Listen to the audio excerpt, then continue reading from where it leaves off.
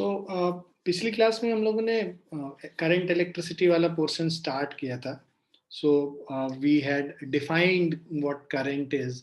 So what we had written that current is the rate of flow of charge. So I is equal to Q upon T. And from here we started, and then we saw how does electron move from one end to other if you are providing a potential difference across the two ends of the conductor. And accordingly we saw that because electrons are carrying negative charges, so the direction in which the electron travels, the direction of the current is opposite to the direction of electric current, electron flow. So these are the things which we discussed in the last class. So we'll continue from where we stopped. How the current flows in a wire. So when a metal wire has been connected to a source of electricity like a cell or a battery, then the electrons present in it move at random in all the direction between the atoms of the metal wire. So if it is not connected to any electric source, that is potential source, so what happens in a conductor, the electrons will move in random direction. This we had discussed in the last class also. ये देखो electron सारे random direction में move कर रहे होंगे, और because electron random direction में move कर रहा है तो ओवरऑल अगर इलेक्ट्रॉन का मूवमेंट देखोगे from one end to the other, you will find that net flow of electron is zero. Because net flow of electron is zero, है ना, so we say that the current flowing is also equal to zero.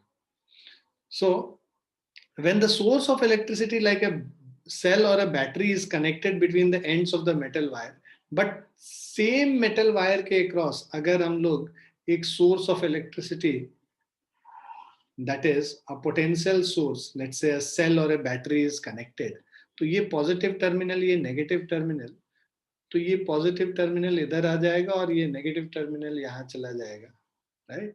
So now this, the positive terminal of the battery, so what happens is, all the electrons which are moving in random direction, so the electron starts moving towards left, that is towards the positive end of the conductor. So when electron will start moving towards the positive end, so they all get aligned now. So they'll all start moving in the positive direction. So because the electron gets aligned, so there is net movement of electron from left side, from right side to the left side, and hence the current will start flowing from left side to the right side. So when a source of electricity like a cell or a battery is connected between the ends of the metal wire, then the electric force acts on the electron present in the wire. Since the electrons are negatively charged, they start moving from negative end to the positive end, because electrons are negatively charged. Negative and negative repel each other, and that's why these negative electrons, they start moving towards the positive end of the wire. This flow of electron constitutes the electric current in the wire. So because the negative charge density increases on the left side and positive charge density increases on the right side, so we say that the positive charge has flown from left to right. Actually, positive direction, positive charges do not move, but because of deposition of positive charge on the right side, we may say that the positive charge has moved from left to right. And then we say that the direction of flow of current, we had already defined the direction of flow of current is the direction of flow of positive charge. So because the positive charge is accumulated towards right, we say that the current is flowing towards the right. Is this clear to everyone? Yes, sir. Yes, sir. Yes, sir.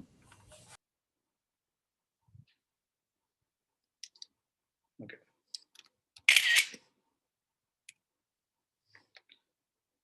पुलकित, कौन से chapters आ रहे हैं तुम्हारे science UT में? Sir light, मतलब physics में तो light, बाकी तो अच्छा अच्छा,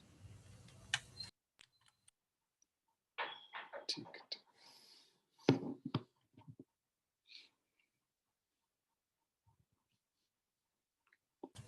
सर जैसे ये आपने इलेक्ट्रिसिटी का और डीपी भी दिया था, ऐसा सर कोई लाइट का भेज सकते हो? क्योंकि जो बैक एक्सरसाइज थी वो तो मैंने कर ली. बुक में थी, आ, अगर है सर तो। होगा नहीं, मुझे बनवाना पड़ेगा। मैं आज रात में मुझे एक बार मैसेज कर देना, यस क्योंकि सर, सर इसमें कोई वो नहीं है, अगर आप नहीं कर पाए तो कोई बात नहीं, मतलब बस नहीं, ऐसे आई ही। Try, don't worry. Okay sir, thank you sir. तुम एक बार मुझे मैसेज करके याद दिला देना बस। Yes sir, sure sir, thank you क्या सर। है ना, अभी मैंने सोचा था कि रिवीजन के साथ साथ ना वो डीपीपी भेजता रहूंगा, जैसे जैसे रिवीजन करूंगा। जैसे अभी इलेक्ट्रिसिटी का कर रहा था तो उसका भिजवाया था। केमिस्ट्री का भी मैंने बोला था, मैम ने शायद भेजा भी यस है। हाँ, यस सर, भेजा है केमिकल और रिव्यू। बायो का भी हम करवा रहे हैं, बायो का भी तुम्हारे पास जाएगा, आई एम सो श्योर। अभी सर की तबीयत थोड़ी ठीक नहीं है, मतलब it seems corona, but we we are not, मतलब अभी पता नहीं है एग्जैक्टली कि उनको कोरोना है या नहीं, बट हाँ, symptoms are there. So he is home quarantine, and अभी तो टेस्ट नेगेटिव आया था, but then still he is under observation. So एक दो दिन और उनको लगेगा, जब एक बार वो ठीक हो जाएंगे तो he will send the bio thing also. Okay okay sir, thank you sir. जी। अच्छा, इलेक्ट्रिक सर्किट के बारे में हम लोग बात कर रहे हैं। सो अ कंटिन्यूअस कंडक्शन पाथ। अच्छा, कितने बच्चे हैं जिनको इलेक्ट्रिक, जो करंट इलेक्ट्रिसिटी वाले चैप्टर में न्यूमेरिकल देख के पसीना आता है और सोचते हैं कि काश ये ना रहता तो मेरे लिए बहुत अच्छा होता है? सर एंड मेरे साथ लाइट, सर मेरे साथ लाइट में होता है, पता नहीं क्यों। लाइट, मुझे भी लाइट में ही होता लाइट में सर मेरा मन ही नहीं करता कि न्यूमेरिकल्स होते हैं। जस ने बताया उसको करंट इलेक्ट्रिसिटी के न्यूमेरिकल्स में प्रॉब्लम है। और कितने बच्चों को है? नोयोनिका को है, और किसको है? बी बी हाँ, प्रेक्षा को है। अच्छा बेटा, 3 लोग हो गए। और सब कंफर्टेबल है? चलो कोई नहीं, अब हम लोग न्यूमेरिकल्स बहुत सारा करेंगे, डोंट वरी। अभी 5-6 महीने है हमारे पास, है ना। अभी तो डेट भी नहीं पता है कि कब होगा बोर्ड एग्जाम, तो we have ample amount of time, we will be able to. अभी देखो कोर्स खत्म हो गया ना, तो प्रेशर खत्म हो गया हमारे सर से। अब बस प्रैक्टिस करो, तुम लोग खूब सारे क्वेश्चंस उठाओ, खूब प्रैक्टिस करो। लेकिन प्रैक्टिस करो, ये नहीं कि छोड़ दो उसको। छोड़ दोगे फिर भूल जाओगे, फिर जीरो से स्टार्ट करना पड़ेगा। Keep on practicing, and that's why we are sending you across these sheets and dpps and everything. I'll give it for every chapter, don't worry, and for every subject also, matlab physics, chemistry, bio, everything. Okay. Sir, Yes beta. sir, we have a PT on 2nd for science, and on 15th we have maths. This is December, Yes, sir. so this is pt as in Oh, full no.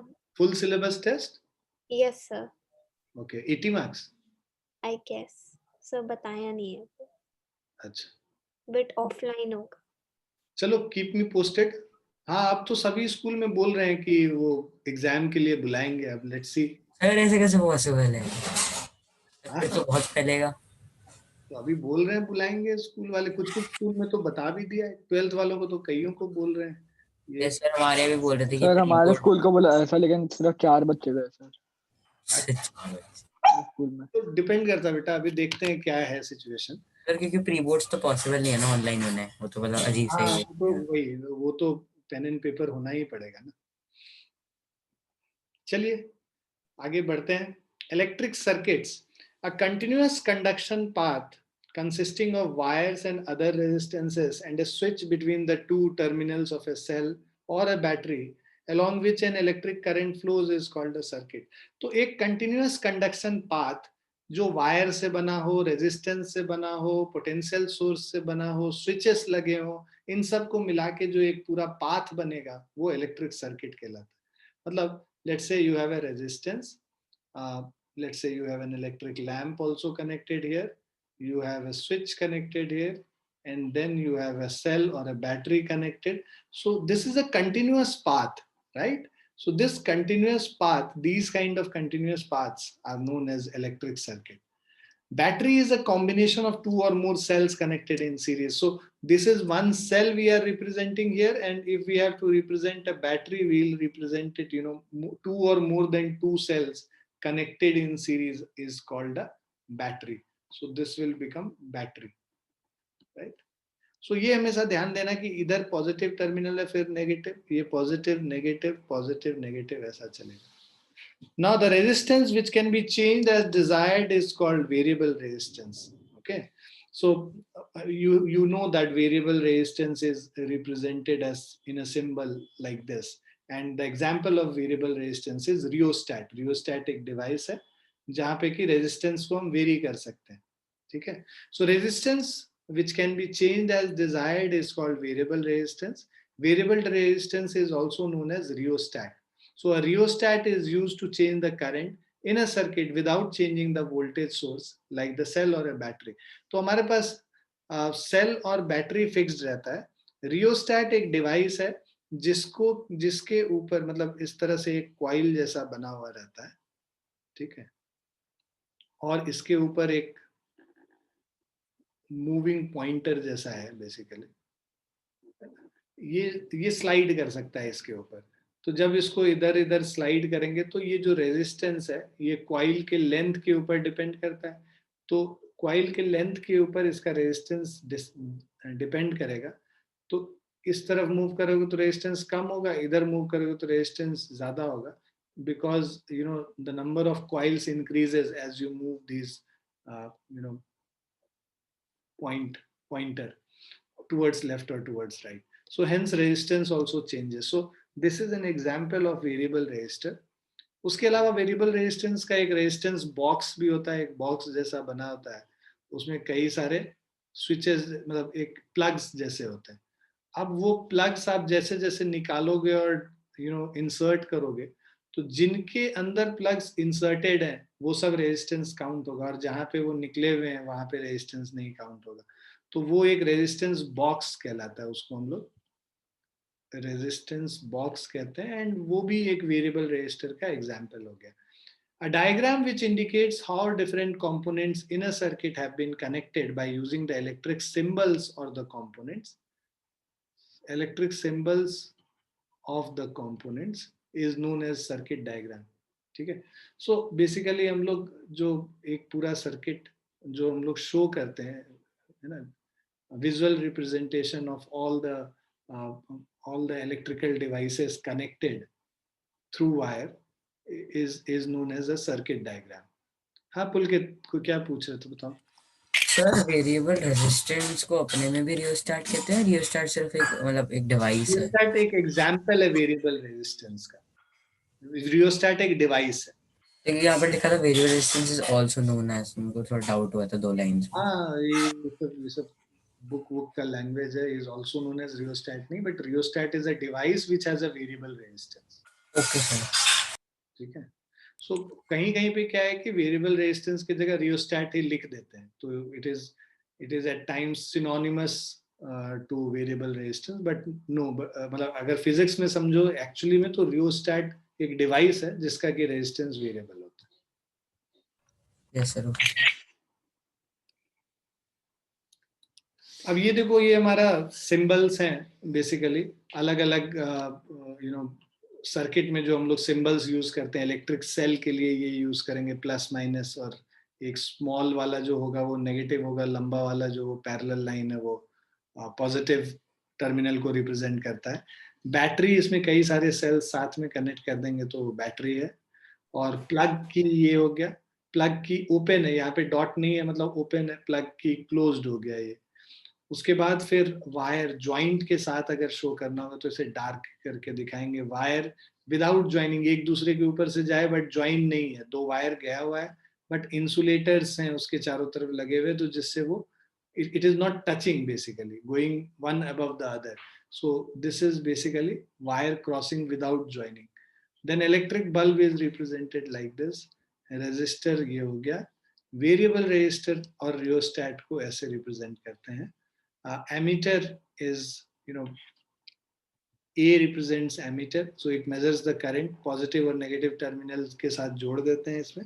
Voltmeter में भी V represents voltmeter, and which measures the voltage, and positive and negative is shown like this. So these are the symbols basically. अब Ohm's law पे आते हैं. Ohm's law gives us a relationship between the current and potential difference, right? So it's one of the most important law which you are studying in electricity. So Ohm's law is a law which gives a relationship between current and potential difference. So according to Ohm's law, at constant temperature, the current flowing through a conductor is directly proportional to potential difference. That means I, जो भी current flow कर रहा है, आप जितना potential difference join करते हो cross किसी भी कंडक्टर के अक्रॉस, जो भी पोटेंशियल डिफरेंस आप क्रिएट करते हो, उसके उसके उस पे डिपेंडेंट होता है कि करंट कितना फ्लो कर रहा है उस इलेक्ट्रिक सर्किट में, सो उस कंडक्टर में. So current is directly proportional to potential difference. More is the potential difference, more current will flow. If potential difference is less between the conductor, the current will be less. So current is directly proportional to potential difference. You can write it vice versa or other way around as well, that voltage is directly proportional to current. Now if you replace proportionality sign by equality sign, it becomes V is equal to I into R. So there is a constant of proportionality which comes into picture, which is known as resistance of the conductor, right? So this depends on the material of the conductor, length of the conductor, area of cross section, and temperature of the conductor, which we will see. So voltage is equal to current into resistance. This is the Ohm's law basically. इसके दो और form हो गया, अगर current निकालना होगा resistance को उधर ले जाके डिवाइड कर देंगे, V by R हो जाएगा. अगर रेजिस्टेंस का वैल्यू निकालना है, this is equal to V by I, और V is equal to IR है. Now the value of this constant depends on nature, length, area of cross section and temperature. Nature of conductor मतलब किस material से बना हुआ है conductor, length of conductor पे है ना, लॉन्ग है, शॉर्ट है, area of cross section thin है या थिक है, और उसके बाद टेम्परेचर ऑफ द कंडक्टर कि कितना टेम्परेचर है कंडक्टर का. इन चार चीजों पे डिपेंड करता है हमारा ये कांस्टेंट का वैल्यू, जिसको हम लोग रेजिस्टेंस कह रहे हैं. So the above equation can also be written as, जो हम लोग अभी V is equal to I into R लिख रहे थे, this can also be written as R is equal to V by I or I is equal to V by R, where V is the potential difference, I is current, and R is resistance.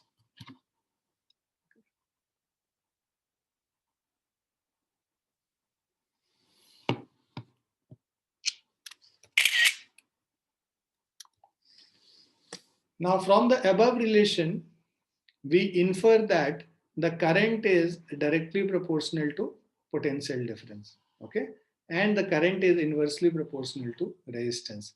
तो जब हम लोग कह रहे हैं I is equal to V by R, तो I is inversely proportional to resistance and I is directly proportional to potential difference, right? So हम लोग लिख सकते हैं I is directly proportional to V and I is inversely proportional to the resistance. मतलब resistance ज्यादा होगा किसी conductor में तो करंट कम होगा, रेजिस्टेंस कम होगा तो करंट ज्यादा होगा, right? Now if the potential difference across the ends of a conductor is doubled, ठीक है, सो अगर पोटेंशियल डिफरेंस जो है कंडक्टर के अक्रॉस, उसको अगर हम लोग डबल करते हैं, the current flowing through it also gets doubled, ठीक है. So if V is doubled, देखो जब डायरेक्टली प्रोपोर्शनल है तो वोल्टेज को डबल करेंगे तो करंट भी डबल हो जाएगा, right? So if V is doubled, I is also doubled. If the potential difference is half, current also gets half, ठीक है. सो अगर पोटेंशियल डिफरेंस को हाफ कर देंगे तो करंट भी हाफ हो जाएगा, डायरेक्टली प्रोपोर्शनल है इसलिए. Now if the resistance is double, the current is half, क्योंकि ये इनवर्सली प्रोपोर्शनल है. रेजिस्टेंस को डबल करेंगे तो करंट हाफ हो जाएगा, और रेजिस्टेंस को हाफ करेंगे तो करंट डबल हो जाएगा, ठीक है. So if resistance is doubled, current gets half, and if the resistance is half, the current gets double. The strength of an electric current is given in a given conductor depends on two factors. So जो current flow कर रहा है वो दो factor पे depend कर रहा है. पहला potential difference across the ends of conductor, दूसरा रेजिस्टेंस ऑफ कंडक्टर. तो वो तो हम लोग देख ही रहे हैं, I is equal to V by R है. तो दो फैक्टर क्या क्या है, पोटेंशियल डिफरेंस और resistance. So current depends on two factors. One is the potential difference across the conductor and the other is the resistance of the conductor. Clear? Yes, sir.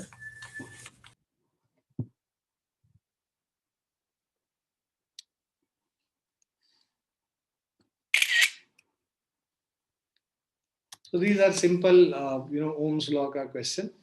We can do one or two for you, and rest you can try it out as revision kind of thing.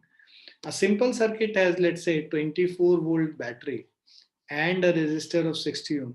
So the potential difference V is equal to 24 volt and a resistor of 60 ohm R is equal to 60 ohm.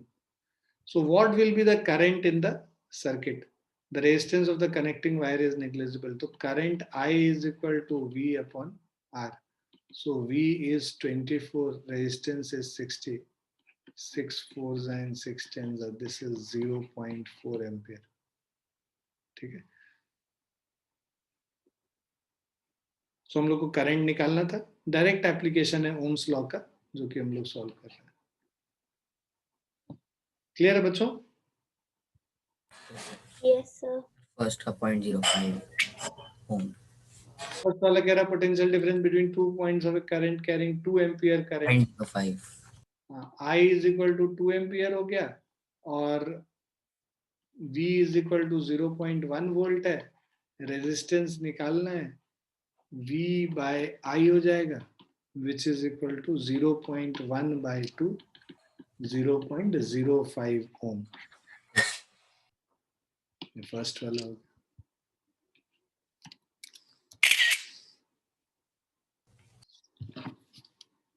Clear है बच्चों? आगे बढ़े. Yes, sir. Yes, sir.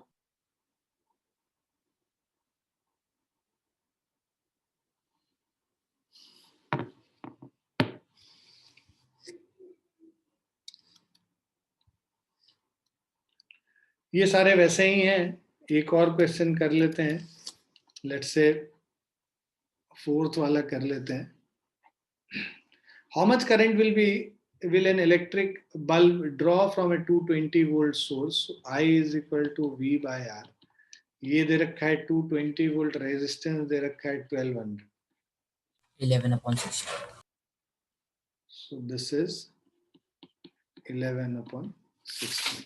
Sir ऐसे में हमें decimal में छोड़ना होता है या फिर फ्रैक्शन में चलता है? केसेस ऑफ डेसिमल तक छोड़ना होता है. 0.18 तक करके निकाल के छोड़ो. ठीक है.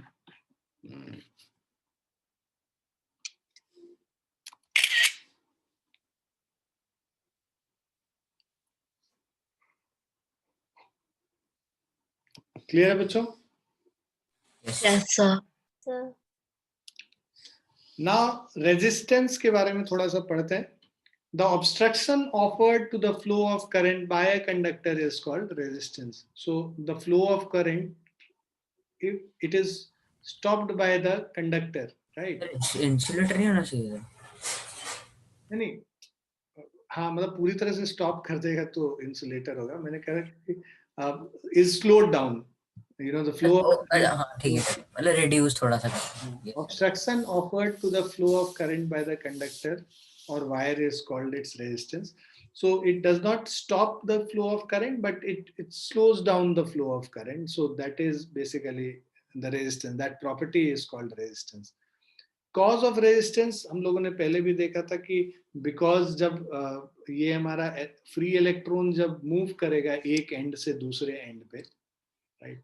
सो लेट्स से हमारे पास जो ये फ्री इलेक्ट्रॉन्स है, when it moves from one end to the other end, so रास्ते में there are many positive ions which are there.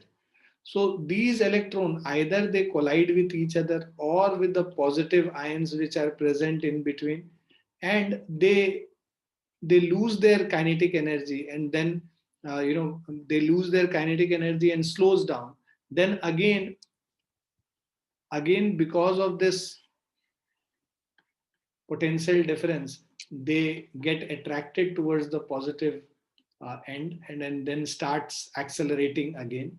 फिर आगे जाएंगे, फिर there will be a collision between a positive ion and electron.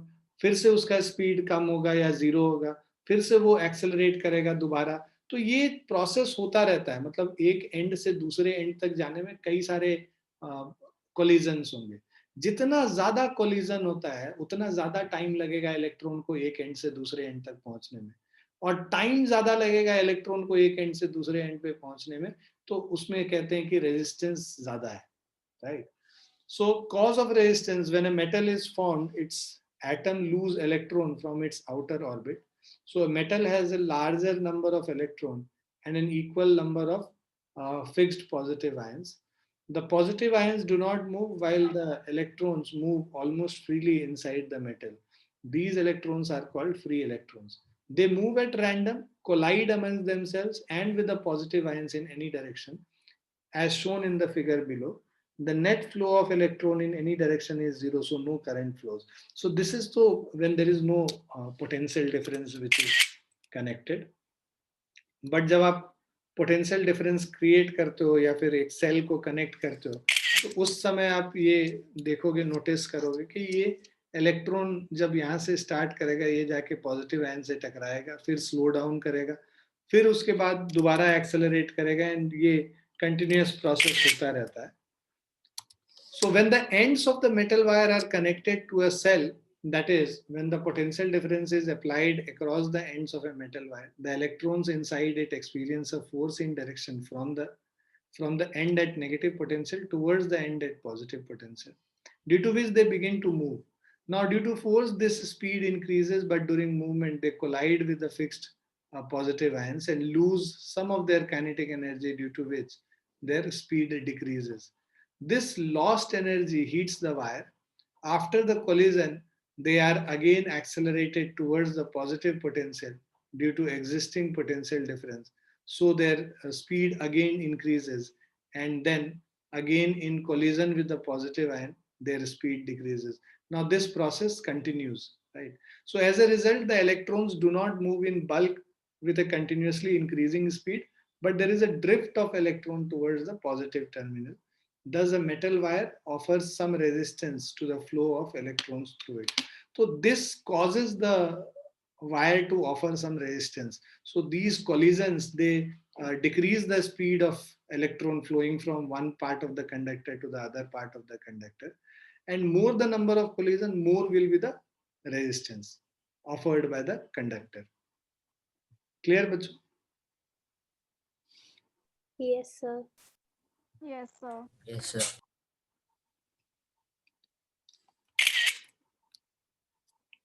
Now conductance is basically the reciprocal of resistance. So the reciprocal of resistance is called conductance. It is denoted by the letter capital G. So conductance is 1 upon resistance. Resistance का ohm है unit. यहाँ पे conductance का unit ohm inverse हो जाता है ना, या फिर symbol हो जाता है, या सीमेन हो जाता है.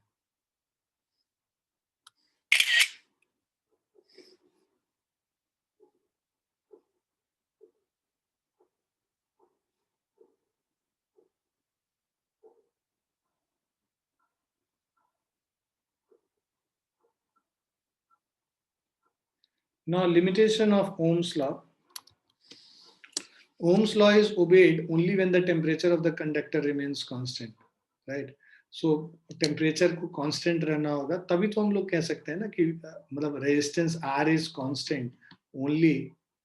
Okay, so resistance R is constant only when the temperature is of the conductor remains constant. Otherwise temperature increase करेगा तो resistance भी increase कर जाएगा. रेजिस्टेंस इंक्रीज कर जाएगा तो हम V by I is equal to constant जो बोल रहे हैं ये ट्रू नहीं होगा. VI ग्राफ, अगर वोल्टेज करंट ग्राफ हम लोग बनाते हैं तो VI graph of a resistor, मतलब current flowing through a resistor, is a straight line. So a graph plotted for V against I by taking V on Y axis and I on X axis, which is found to be a straight line. This verifies the Ohm's law.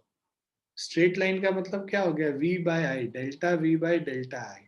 Delta V by delta I constant होगा तब इसका मतलब ये straight line है. तो straight line अगर graph बनता है voltage current graph, so that means it is this conductor is verifying the Ohm's law. और अगर आपको यहाँ पे ग्राफ से रेजिस्टेंस निकालने बोल देगा तो resistance is slope of VI graph. So slope of voltage current graph is resistance. तो यहाँ पे R इज इक्वल टू, अगर स्लोप देखोगे Y by X होता है, मतलब delta V by delta I. Y by X gives you the slope, and that slope is the resistance of this conductor. मैं disconnect हो गया था कंडक्टेंस वाली स्लाइड पे. सर उस वो वाली एक बार दिखा दो. कंडक्टेंस में हम लोग बोल रहे थे कि reciprocal of resistance is conductance, और इसका जो यूनिट था ओम इनवर्स है, मतलब बेसिकली 1 बाय रेजिस्टेंस है, 1 बाय ओम मतलब ओम रेज टू द पावर -1 हो गया, और इसको अलग से इसका नाम सीमेन भी कहते हैं। सर ये मतलब हमारे सिलेबस में है, इसके क्वेश्चंस आएंगे? कंडक्टेंस तो पता होना चाहिए, ओके सर। सिंबल्स वगैरह ना भी हैं तो कंडक्टेंस क्या होता है ये पता। सर ये वही है क्या कि अगर हम आर इज वो I is directly proportional to V करेंगे तो I is equal to V R, R is equal to I upon V. क्या जी, आर वो नहीं यूज करेंगे ना, वहाँ सिंबल अलग यूज करेंगे, उसको कंडक्टेंस कहते हैं। हाँ हाँ यस सर, मतलब हाँ ठीक है समझ गया सर। ठीक है, वो तो कंडक्टेंस। सर वो I upon V is equal to G हो जाएगा। हाँ, वी अपॉन आई तब वो है, हाँ आई अपॉन वी जी हो जाएगा वहाँ यस पे। सर, तभी वो 1 अपॉन आर, ठीक है समझिए।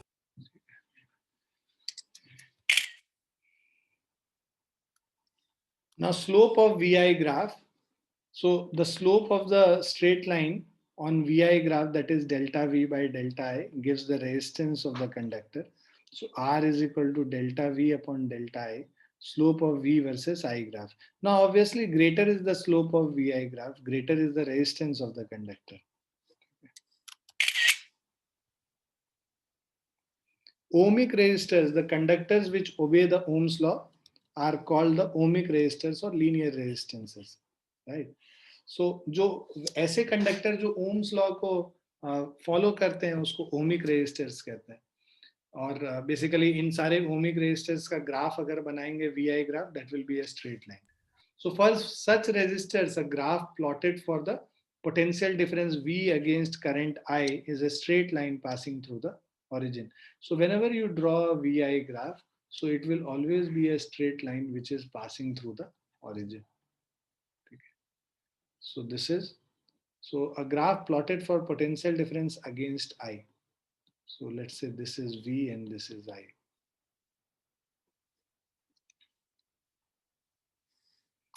So you will see that VI graph always passes through the origin, है ना? जब voltage 0 होगा, है ना, और करंट 0 होगा तो रेजिस्टेंस भी 0 होगा. नॉन ओमिक रेजिस्टर्स ऐसे रेजिस्टर्स जिनका जो कि लीनियरली डिपेंडेंट नहीं होते, मतलब वोल्टेज करंट ग्राफ अगर उसका बनाए तो वो अगर स्ट्रेट लाइन नहीं कुछ कर्व बनाता है, उसको हम लोग नॉन ओमिक रेजिस्टर्स कहते हैं. ठीक है, ज्यादा कॉमन कौन से होते हैं, ओमिक या non ohmic? Ohmic resistors. Resistors जो हम लोग बनाते हैं वो ओमिक रेजिस्टर्स ही बनाते हैं. सर अगर मतलब हाँ क्वेश्चन में थोड़ी गड़बड़ हो रही है हमसे तो मतलब हमारी गलती हो रही है। नॉन ओमिक रेजिस्टर्स मेरा हमारा ये है कि ये जो नॉन ओमिक रेजिस्टर्स होते हैं सेमीकंडक्टर्स वगैरह में तुमको नॉन ओमिक रेजिस्टर्स मिलेंगे. वहां पे लीनियर रिलेशन पूरी तरह टाइम नहीं फॉलो होता आईवी ग्राफ. तो सर मतलब वो पुअर कंडक्टर्स पे वो करते हैं उनको यूज? पुअर कंडक्टर्स के लिए ही नहीं, मतलब ऐसे भी, मतलब ऐसे भी वो वी और आई का रिलेशन लीनियर नहीं होगा अचानक से, मतलब इस तरह से उसका जो ग्राफ बनेगा आईवी ग्राफ हाँ वो समझ गया। इस तरह से बनेगा. Yes sir, okay.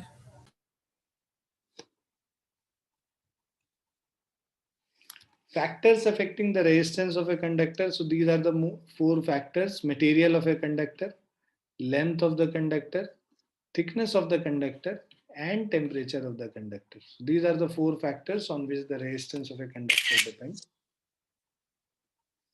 Material of the conductor, देखो अलग अलग मटेरियल का अलग अलग रेजिस्टेंस होगा. स्टील का कुछ और होता है, आयरन का कुछ और होगा, कॉपर का अलग होगा, एल्युमिनियम का अलग होगा. So every conductor will have, है ना, different resistance. So different materials have different concentration of free electrons, and therefore the resistance of a conductor depends on its material. So the substance which have large concentration of electrons, जहाँ पे free electrons ज़्यादा होंगे जिन substance में, they offer less resistance. They will have less resistance. They are called the good conductor of electricity. But the substances such as rubber, glass, wood, etc. have negligible concentration of free electrons.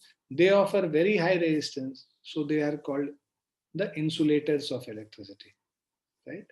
So basically concentration of electron पे depend करता है, right?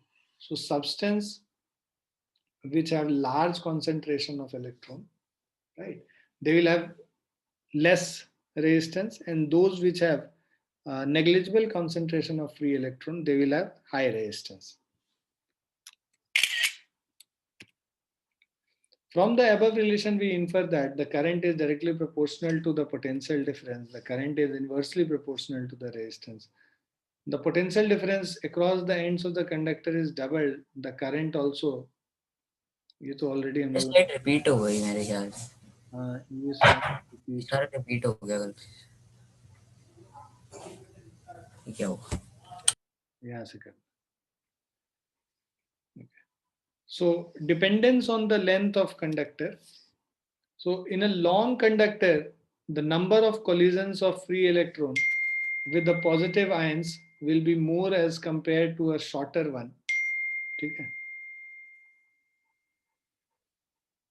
Therefore, a longer conductor offers more resistance. In fact, the resistance of a conductor is directly proportional to length L of the conductor.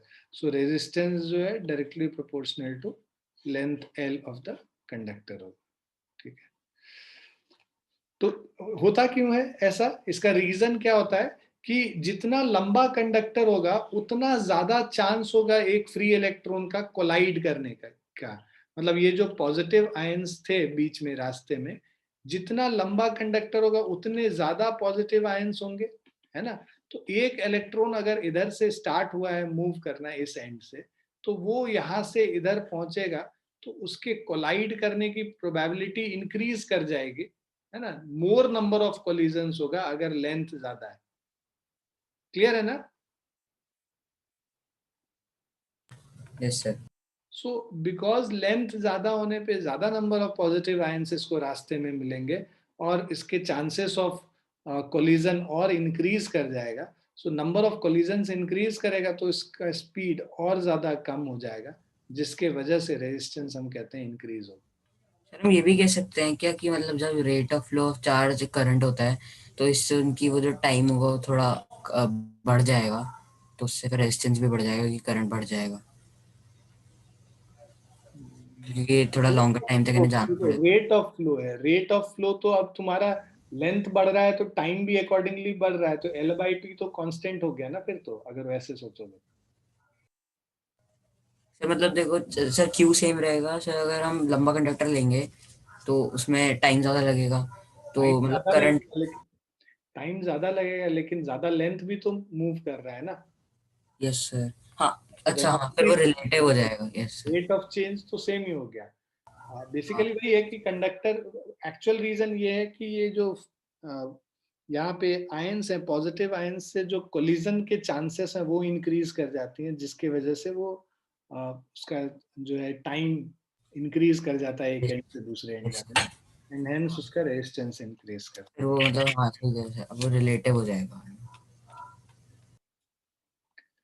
तीसरा है dependence on thickness of conductor.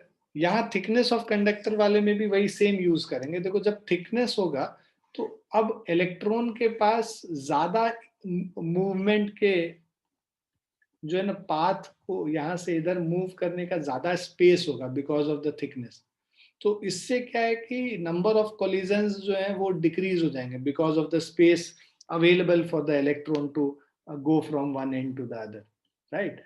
And because number of collisions decreases, and hence the resistance also decreases. So dependence on the thickness of conductor. In a thick conductor, electrons gets large area of cross section to flow as compared to thin conductor. Therefore thick conductor offers a less resistance. The resistance of a conductor is inversely proportional to its area of cross section. So जितना ज़्यादा area of cross section होगा उतना कम resistance होगा. So if the radius of wire of the same length is doubled, or area of cross section becomes 2 times, okay, it's so radius of the wire same length is doubled. So in that case, its resistance become 1/4. देखो radius double करोगे तो area becomes 4 times, right? Area becomes 4 times, so its resistance becomes 1/4. Is it clear? Yes, sir. sir. And dependence on temperature, तो temperature increase करने से resistance increase करता है। क्यों ऐसा होता है? क्योंकि टेम्परेचर आप इंक्रीज करोगे तो जो इलेक्ट्रॉन का जो रैंडम मोशन है वो इंक्रीज कर जाएगा।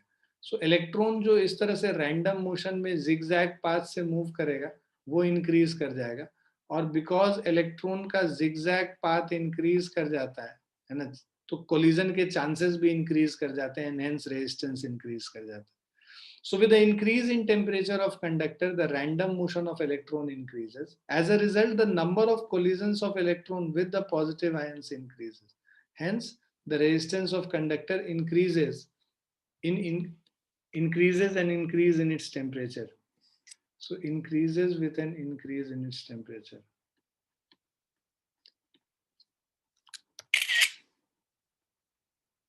Now, we'll do two, small questions.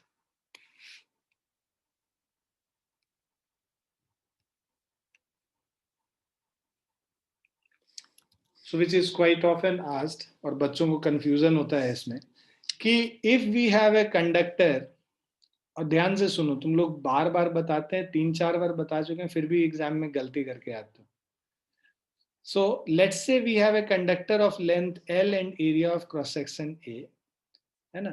So if a conductor is stretched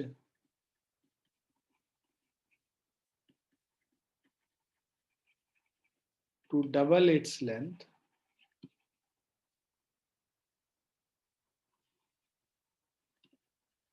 find the new resistance. Right, तो अब आपके पास लेंथ L था, एरिया A था, आपने इसको खींच के डबल कर दिया, लेंथ में खींच के डबल कर दिया, लेंथ अगर डबल कर दिया तो एरिया क्या हो जाएगा? हाफ हो जाएगा. क्यों ऐसा होता है? क्योंकि वॉल्यूम को सेम रहना है, volume of conductor remains same, so length into area A is 2L into, let's say, area A dash. So A dash is L into A by 2L, so which is equal to A by 2, right?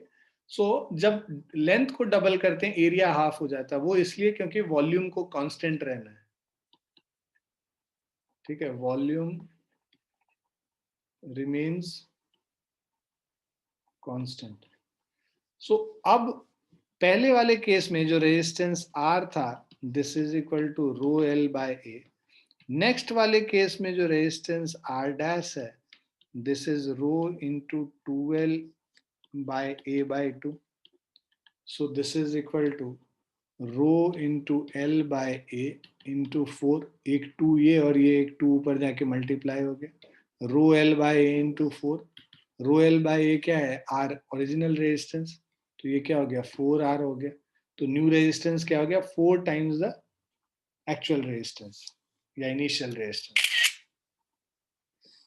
So if the conductor is stretched to double its length, the new resistance is 4 times the original resistance.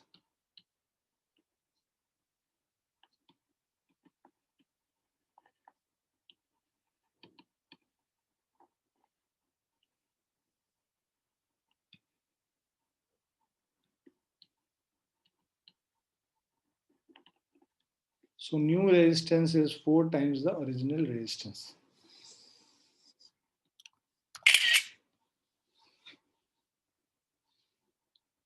Clear बच्चों?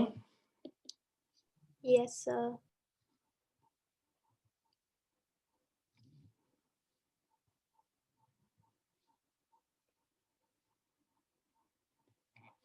Yes. लिख लिया सबने? Yes, sir. Next जो पूछा जाता है, second, if a conductor is doubled to itself on itself, if a conductor is doubled on itself,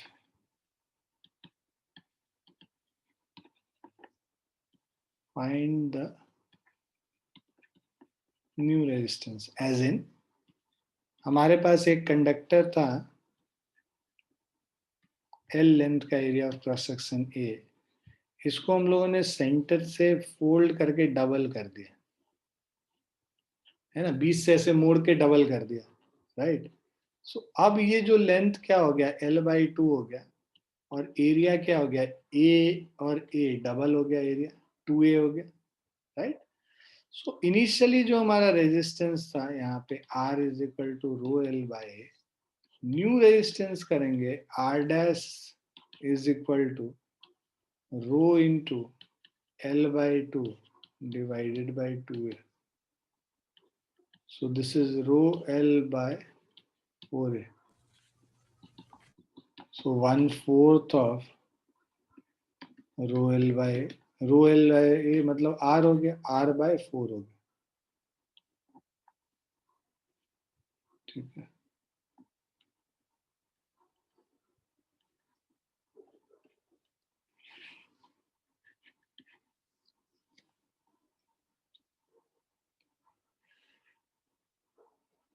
So if a conductor is doubled on itself, the new resistance is R/4. और जब conductor को stretch कर देंगे तो जो नया resistance है वो 4R हो जाएगा, ठीक है। तो देखो ऐसे भी याद रख सकते हो, लेंथ को डबल किया तो 2 टाइम्स उसका, और एरिया को हाफ किया 2 टाइम्स उसका, 4 टाइम्स हो गया। यहाँ लेंथ को हाफ कर रहे हैं, रेजिस्टेंस हाफ हो गया, एरिया डबल कर रहे हैं, रेजिस्टेंस और हाफ हो गया, तो 1/4 टाइम्स हो गया। क्लियर है बच्चों? Yes sir.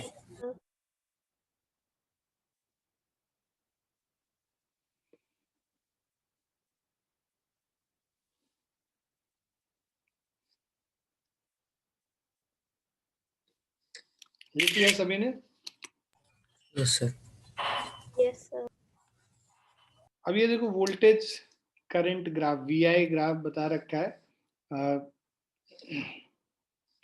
2 अलग अलग टेम्परेचर्स पे बता रखा है VI graph. So below figure 2 straight lines A and B can be seen. हम लोगों ने बोला था कि VI ग्राफ का जो स्लोप होता है वो रेजिस्टेंस शो करता है, स्लोप रेजिस्टेंस शो करता है। तो ये देखो, ये मान लो रेजिस्टर T1 रेजिस्टेंस पे और ये रेजिस्टर T2 रेजिस्टेंस पे, T2 टेम्परेचर पे।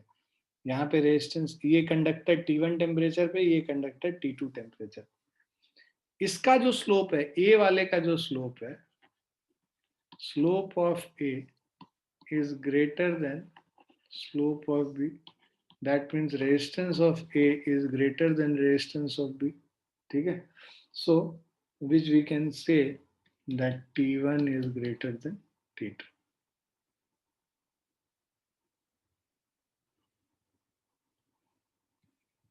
Sir, slope is basically the angle, sir. More the angle, more will be the slope. तुम अपने इसमें ध्यान रखो कि जो एंगल जितना स्टीप है उसका उतना स्लोप हो, Okay, sir. है ना। ऐसे याद रखो, वो जो हम लोग बचपन में पार्क में जाते थे तो Right. उसमें स्लाइड करते थे ना, तो स्लोप जिसका ज्यादा मतलब ज्यादा steep. Yes, sir. Okay, sir. Sir अगर IV ग्राफ हो जाएगा तो सर उल्टा हो जाएगा ना सब कुछ। सब ठीक है, तो T2 is greater than T1 हो जाएगा।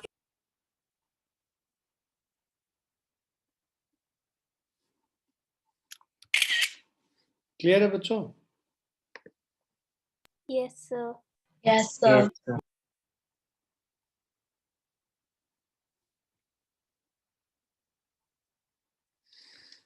देखो यहाँ पे क्वेश्चन कह रहा है कैलकुलेट द रेजिस्टिविटी। हम लोग कह रहे हैं भाई, हम लोगों ने बोला कि resistance is directly proportional to length, resistance is inversely proportional to area.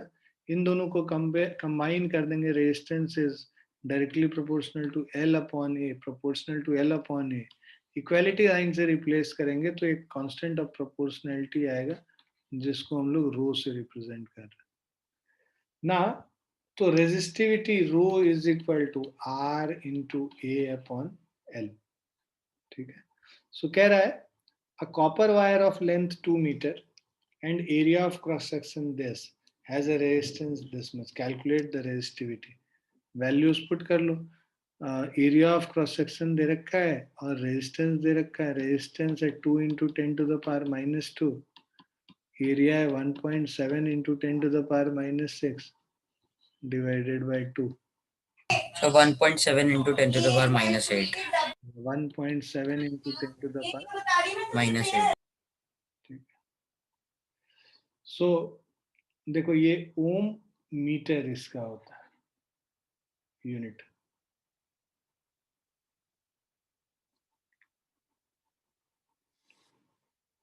Clear बच्चों? Yes, sir. नेक्स्ट वाला कह रहा है a copper wire has a diameter of 0.5 mm. Resistivity is this. What will be the length of its wire to make its resistance 10 ohm? So resistance R is equal to rho L by A. ठीक है. So copper wire has a diameter and resistivity दे रखा है. Resistance देखो दे रखा है 10 ohm. ठीक है. Is equal to 1.6 into 10 to the power minus 8. लेंथ निकालने बोला है. डायमीटर 0.5 mm है. सो 5 into 10 to the power minus 4 pi r square हो जाएगा. Pi into 5 into 10 to the power minus 4 का होल स्क्वायर. ठीक है. सो लेंथ एल हम लोग को निकालना है. So this will be L is equal to 10 into pi into 25 10 to the power minus 8 divided by 1.6 into 10 to the power minus 8. So 250 pi by 1.6 कर लेंगे.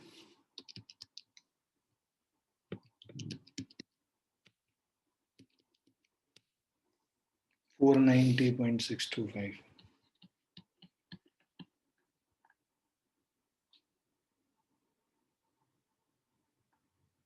सर 3.14 से मल्टीप्लाई करा आपने? हाँ. Okay sir.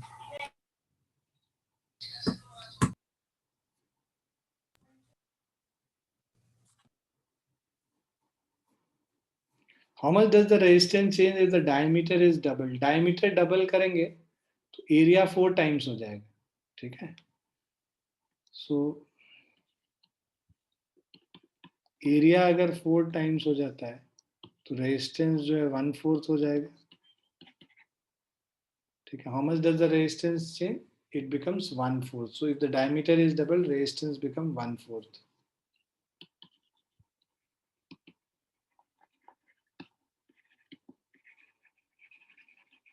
So if diameter is double,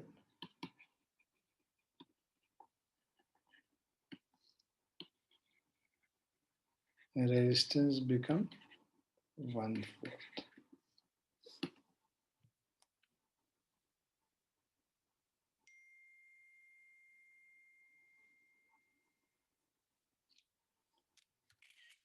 clear है बच्चों? Yes sir. Yes, sir. चलो फिर we'll stop here. इसके आगे अब हम लोग नेक्स्ट क्लास में करेंगे. नेक्स्ट क्लास में वो न्यूमेरिकल वाला पोर्शन सब आ जाएगा. रेजिस्टेंस को जब हम लोग कॉम्बिनेशन ऑफ रेजिस्टेंस करेंगे तो उसके बाद फिर हम लोग न्यूमेरिकल्स वगैरह कर सकते हैं. Okay sir. ठीक. Okay. ओके बच्चों, चलिए bye and take care. Sir Uh, sir मेरे को आपसे सर प्री बोर्ड्स के लिए बात करनी थी, वो कब करूं? प्री बोर्ड के लिए कौन सी प्री बोर्ड? सर मेरे को पूछना था कैसे पढ़ना चाहिए प्री बोर्ड्स के लिए. कब कॉल करोगे? 9 बजे कर लो आज कॉल. 9 o'clock. ठीक है सर, कर लूंगा. Thank you sir. ठीक है.